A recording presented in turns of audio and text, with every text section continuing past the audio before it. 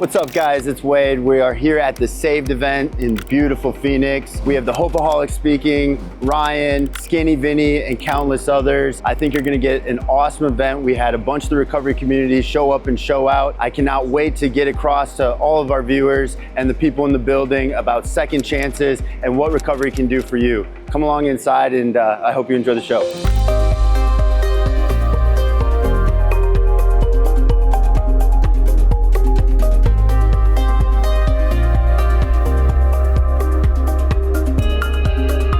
This is my executive director, VP of programming, the whole bit.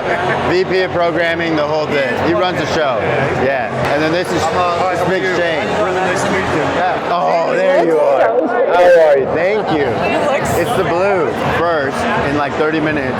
I've still gotten zero direction, but it's about second chances and well, any direction from that. No, you should see the guy who's running it. He's amazing. He put all this together, but I was like, what is it? His name's Ryan right here. Oh, okay. We said that you guys would come to this event, so we made it almost mandatory. And he went and laid the hammer and was like, you will be there.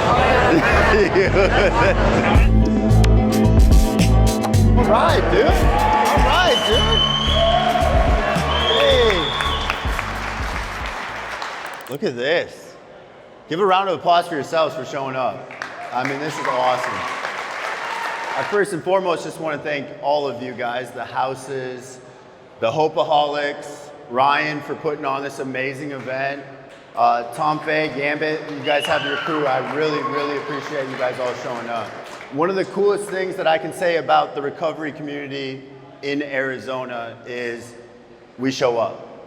We show up, which is the coolest thing about Phoenix in general, is you have all these transplants from all over the place. And when there's an event like this, we come together. Who here, just show of hands, is from the sober living houses? Look at that. And I can thank Wade Sr., my dad, for just putting that in place, right? Showing up at a whim, I really appreciate that. No, a round of applause. So Plugged In Recovery was started for this exact reason, right? We don't have a trademark on recovery. Recovery is a community.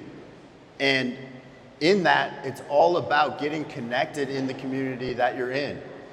You have an event where you have different sober livings, you have different treatment centers, you have Kristen Day. Where's Kristen Day at? Tattoos, everything in the back. Big round of applause. So many different people that can come together from different walks of life, and we share this exact same struggle, which is exactly why I started Plugged In Recovery. I saw what was going on in the industry. I saw what was going on in a lot of the different houses that I had been in. And when I reached out for help, all I was an insurance number or how much I could pay to get into a sober living. They didn't care about me. They didn't care about my goals, my struggles, or anything else. So when I wanted to start this company, it was something that it could be for me, but it could be for anybody just like me. And what I get to see today is a dream come to reality. I have people who helped get me sober. Greg Bravo got me sober at RiverSource. I mean, these are my BHTs, my executive directors who sat me down in a chair and taught me about life. And this story gets to go on today. Now we have WWE superstars in the back.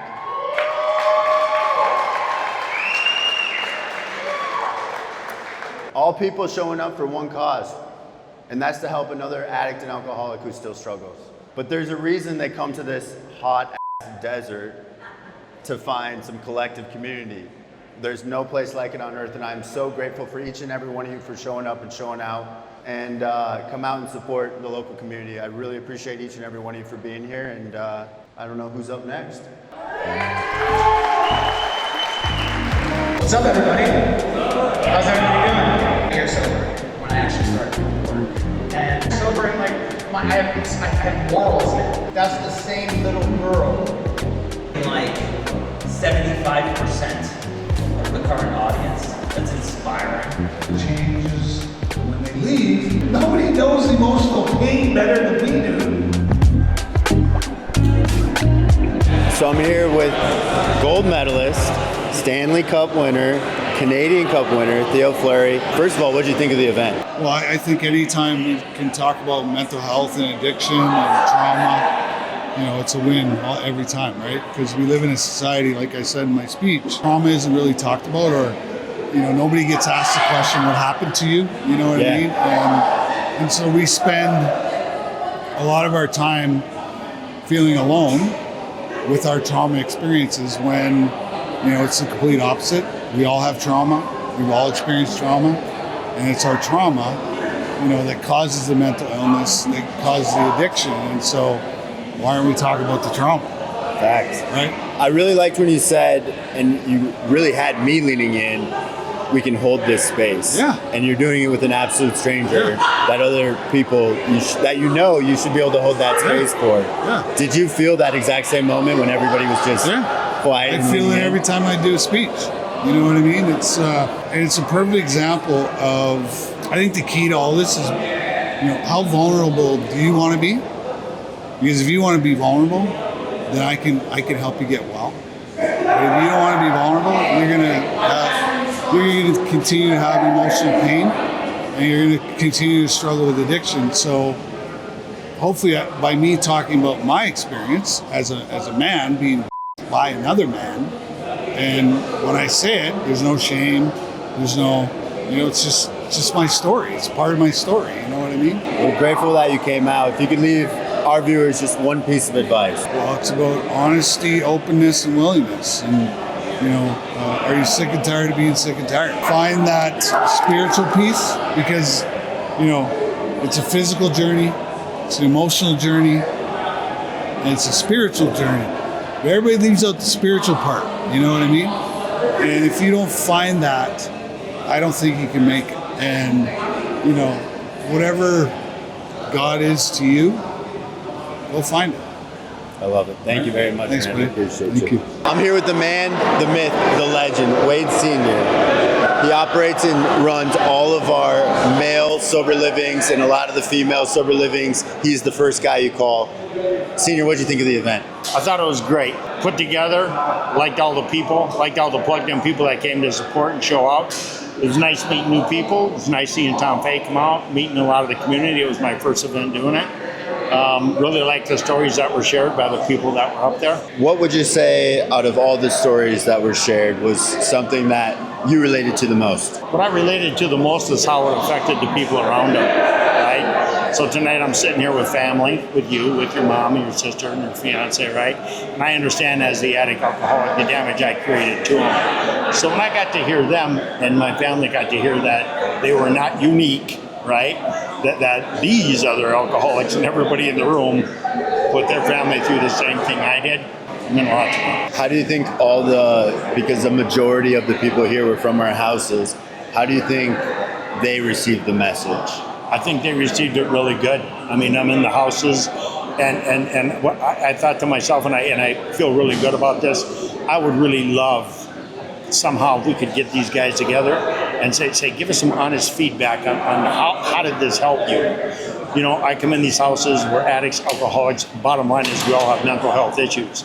Something all brought us to this point, right? And it's almost like how I started reflecting myself. I could see all these new people in our houses, right? That was a key thing, like the light bulb coming on. How it affected me, and then hearing the experience, how these guys got out of it, similarities. You didn't get to see Senior at the beginning, but his vibe has been electric the whole night. I'm just super happy I get to do this with my dad, and I love super you, man. cool. I love you, dude. Hey, I'm here with my COO, Scott, co-owner of Plugged In Recovery. Scott, what did you think of the event? Absolutely amazing. The turnout was exceeded my expectations. I can't wait to see what they do with this event going forward and all the additional cities that they plan on going to. I think it's something that we plan to kind of continually go to the different events that we've been asked to sponsor and go along for the ride. And I really love what Ryan is doing here with getting all the different speakers. Was there a speaker you got the most out of? I think Theo had a really good story. I think his pains that he's gone through and the struggles and how he managed to get through it was a pretty inspirational story. Now, someone who supports recovery obviously avidly like yourself, but maybe hasn't struggled with addiction or alcoholism like most people that we help on a daily basis, what do you think is something that you'll take away that you could share with other people in regards to their stories? I mean, it's a pretty powerful message, and I really liked how, the secrets are your worst enemy in a sense. I think a lot of people have secrets that need to be, told and brought to the surface to help the healing and recovery process. So the plan tomorrow, Chad said send the van at 11. I told him we are the motherfucking van. So we will be there at 11 o'clock. We're picking up Chad, Natalie, Shane. They're going to hang out with us for most of the day. We can stop by the treatment center in Scottsdale and then bring them down to the outpatient in Chandler. We'll shoot some videos. We'll get some raw footage. We'll just hang out and have fun because that's what they're all about, just normal people doing recovery things. Maybe share a little message to our residents one-on-one. I think they'll really like that. And have some fun. Maybe we'll go to the event after with them and we can just stop and hang out. Yeah, love it. Let's do it. It's 11:11 and our wish today is to go pick up the Hopeaholics. So come on with us and let's make a wish a reality. We're gonna go tour the RTC. We're gonna come back down here, shoot some videos and stuff. Come along for the ride. Him and that whole service. Okay. So it'll be beneficial. And I'll talk to him. No problem. All right, thanks, Wade. Yep. Just to hang out with, people that are other owners or other advocates in recovery that we can hang out with, and we can show them a little bit of what we're doing, and I think it'll be a good day. Welcome in. How's your driving? Unbelievable. Serious? Because we're speed limit, all rules and regulations. Yeah. This is commercial insurance, dog. Okay, good. No one here's on crystal meth, right? And I have to pay that. Yeah, we were.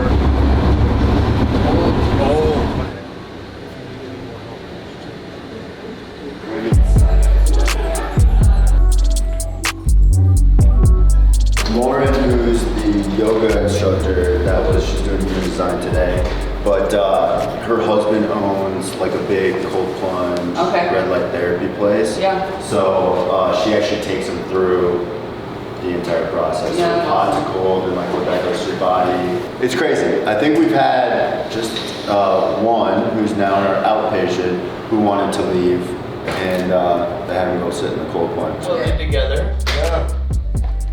Oh, that's unsuccessful right there. Right there. That's why I call it unsuccessful. Then we got sober. But then you guys. Yeah. Not together though. No. You got sober first. 90 days. And I led the way. I led the charge. That's what a man should do. Yeah. We're gone. Garage. We're ordering what they want, burgers, Chinese. Shane's gonna. Yeah. Alright, we'll take off. Yeah. All right, we just finished at the RTC and now we're headed back to the outpatient. We're gonna shoot some videos, do some podcasts, eat some grub, and just have a good rest of our time. What do you think they think of the spot? I think they enjoyed it. When you hear a lot of wows, that's usually a good sign. Yeah. When they say I would stay here, take a vacation, that's what you want to hear. So it made me feel really good inside. I'm just appreciative they came out and gave us a tour. Why this program? You know what I mean? Why? Like, what makes this different? If someone's watching this, like, why would they want to come here as a home? You know? Sure. Yeah, man. Greg Bravo. Been in the industry now for about 16 years, and if there's anything that I know, I think some of the hardest things in recovery is taking suggestions and kind of dying to self to have the buy-in for the suggestions, and like breaking through all those denial pieces and stuff too, man. And I think one of the things that differentiate us from other facilities is our culture and the client experience, which is we're really huge on that. And our alumni should display that as well too, right? I think, we haven't been open too long, but the experience is here as well. I think like the bottom line is just getting them from that place of like compliance to surrender is really important, and kind of working through all their crises in the meantime, right? While the therapists are working behind the scenes, and then their behavior should be matching on what's on the floor. I guess like in a nutshell, like I don't think we're doing anything too different, it's just different, and I think a lot of it has to do with our culture and our client experience. And trying to make 12 steps attractive instead of beating them up with it goes a long way. There's more buy-in that way. So yeah, I think it's working, Yeah, client seems to be a great satisfaction rate. You can tell by our Google reviews, and if you are struggling or anything like that, reach out and get help.